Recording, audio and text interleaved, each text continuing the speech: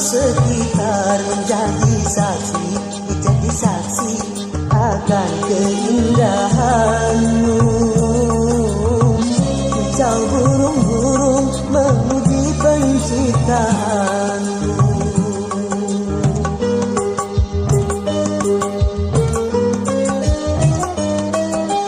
Aneka bunga merasa iri hati akan keindahanmu.